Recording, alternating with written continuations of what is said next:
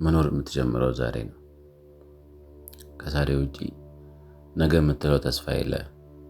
ያለህ ሰዓት አሁን፣ ያለህ ጊዜ አሁን። ዛሬ ላይ መኖርን አለመኖርን መወሰን የምትችለው አንተ ነህ። ከአንተ ውጪ ማንም ስለ ህይወትህ ሊወስንልህ፣ ያንተን ህይወት ሊኖርልህ አይችልም። ይኸውልህ እናቴ ልጅ በደንብ አድምጠኝ። ነገ በጠዋት ወይም በማለዳ ያንተን ህይወት የሚቀይርልህ ሰው ይመጣል ብለህ አትጠብቅ። ተስፋህን በሰዎች አታርግ። እምነትህን በሰዎች አትጣል። ሰዎች ያመንካቸው ዕለት ይሰብሩሃል፣ ይገሉሃል። ወርቀህ እንዳትነሳ ደጋግሞ ይረግጠዋል። አጠገቤ ያሉ ሰዎች ይወዱኛል፣ ያከብሩኛል ብለህ በድፍረት ታወራ ይሆናል። ነገር ግን አጠገቤ ያለህ ሰው የምሬን ነው የምልህ፣ ወርቀህ እንድትነሳ አይፈልግም። የመውደቅህም ምክንያት ነው። ምክንያቱም ትንሽ ለአንተ የሚሆን ነገር ሲሰጡ፣ ለአንተ የሚሆን ነገር ለመኖር ወይም ሰርተ ለመለወጥ መንገድ ሲከፍቱልህ ከነሱ ውጪ ሰው የለም። ቀና እንዲል አድርጌዋለሁ ብለው ያስባሉ። በራሳቸው መሬት እንድትቆም ያደርጉሃል። በራሳቸው መንገድ እንድትሄድ ያደርጉሃል። ከዛስ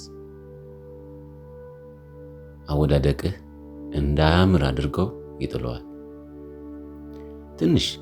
ትንሽ እንድትለወጥ መንገድ ከፍተውልህ፣ እንድትለወጥ ሁኔታዎችን አመቻችተውልህ፣ አንተ እንደምንም ብለህ ተፍጨርጭረህ የአቅምህን አድርገህ አፈር በልተህ አፈር ልሰህ ከነሱ ትንሽ ባትበልጥ እንኳን ለመስተካከል በምትሞክርበት ታይም በኩርኩም ይመጣዋል። ሊቀድመኝ ነው፣ ከኔ በልጦ ሊገኝ ነው፣ እኔ የእድገቱ መንስኤ፣ እኔ የህይወቱ ምክንያት ሆኜ እኔን ቀድሞ ሊሄድ ነው ብሎ በጣም የቅናት መንፈስ ያድርበታል። የፈለገ ይምጣ፣ ይወደኛል፣ ያከብረኛል የምትለው ሰው ማለት ነው። የመነሳትህም ምክንያት ይሆናል ከእግዚአብሔር በታች፣ የውድቀትህም ምክንያት ይሆናል። እንደዚህ አይነት ሰዎች ለነሱ ደስታ እንድትኖር፣ ለነሱ ሳቅ እንድትኖር፣ ለነሱ ባሪያ ሆነ ተገዝተ እንድትኖር ይፈልጋሉ። የምሬ ነው የምልህ የእናቴ ልጅ በደንብ ስማኝ። ወርቅ እንድትነሳ አይፈልጉ።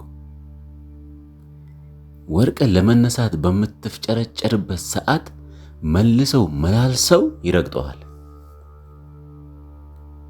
እንዳትሞት፣ እንዳትድን፣ አፈር ልሰ እንዳትነሳ አድርገው ይረግጠዋል። ገባ? ይሄ የሚሆነው ለሰዎች ማንነትህን ራስህን አሳልፈ የሰጠህ ቀን።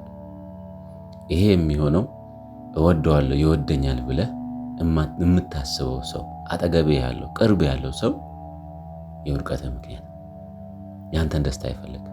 ሁሌ አዝነ እያለቀስክ እንደተከፋ እንድትኖር ይፈልጋል። ስብርባሪ ሳንቲም ወይም ሽርፍራፊ ሳንቲሞችን እየወረወረልህ ደህና ስራ ማሰራ እንደ ውሻ ተግጦ ያለቀ አጥንት እየወረወረልህ ያችን እየጋጥክ እንድትኖር ነው የሚፈልገው። ከእንደነዚህ አይነት ሰዎች ያለማመንታት፣ ያለማቅማማት 40 ክንድ መራቅ አለብህ። የምሬ ነው፣ 40 ክንድ መራቅ አለብህ። ይሄ የኔ የህይወቴ ትምህርት የወሰድኩበት የህይወቴ መርህን። እናንተ ስራ እየሰራን ነው፣ የራሳችንን መንገድ እየኖርን ነው፣ ወይም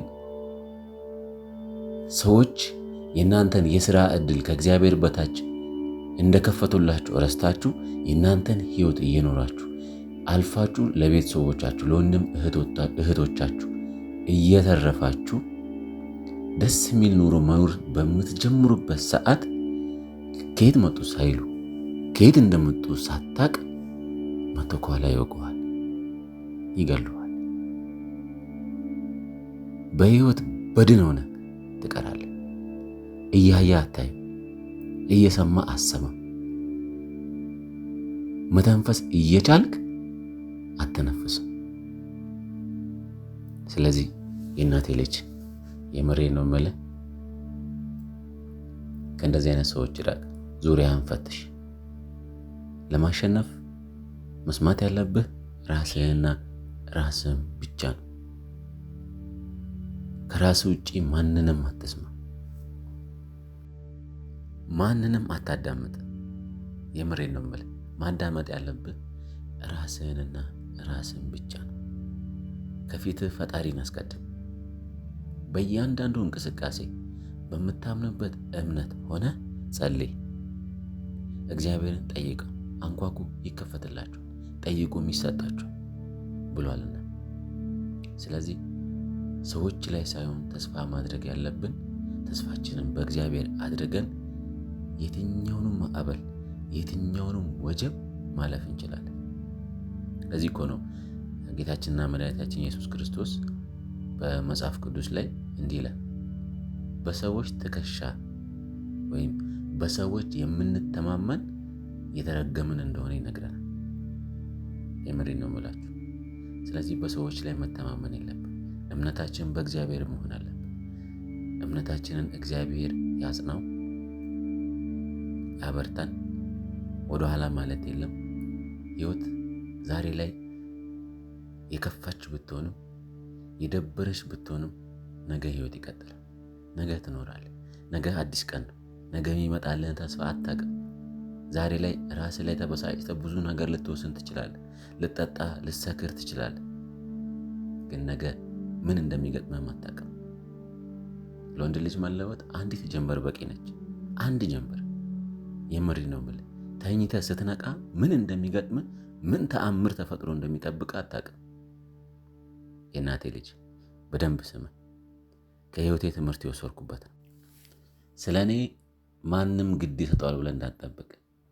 ከአንድ ከእናትህ በቀር ስለ እኔ ያስቡልኛል፣ ስለ እኔ ይጨነቁልኛል የምትለው ሰው በዚህ ምድር ላይ የለም። ከእግዚአብሔር በታች ከእናታችሁ በላይ ማንም ስለ እናንተ የሚያስብ የሚጨነቅ፣ የት ገባችሁ፣ የት ወጣችሁ፣ ምን በላችሁ፣ ምን ጠጣችሁ ብሎ የሚጠይቃችሁ የለም። ስለ ራሳችሁ መኖር ያለባችሁ ራሳችሁ ብቻ ናችሁ። አይምሯችሁን፣ ሀሳባችሁን ወደ ተግባር ወደ መቀየር መጓዝ፣ ህልማችሁን ለመኖር መፍጨርጨር፣ ያሰባችሁትን ያለማችሁትን ህይወት ለመኖር ከዛሬ መጀመር። ሰብራችሁ ውጡ። ሀሳባችሁን፣ ህልማችሁን ሰባብራችሁ ለመውጣት ሞክሩ። እኔ ሞቲቬሽናል ስፒከር ተናጋሪ አይደለሁ፣ የምሬ ነው። ግን ህይወት ያስተማረቻችሁ ይሄንን ነው። እናንተ ነው። እኔንም ህይወት ያስተማረችኝ ይሄንን የምሬ ነው የምላችሁ። ስለዚህ እንደዚህ አይነት ቪዲዮችን እሰራላችሁ፣ እለቅላችኋለሁ። ሰብስክራይብ፣ ላይክ፣ ሼር ያደረጋችሁ ቤተሰብ ሁኑ። ይቆየኝ።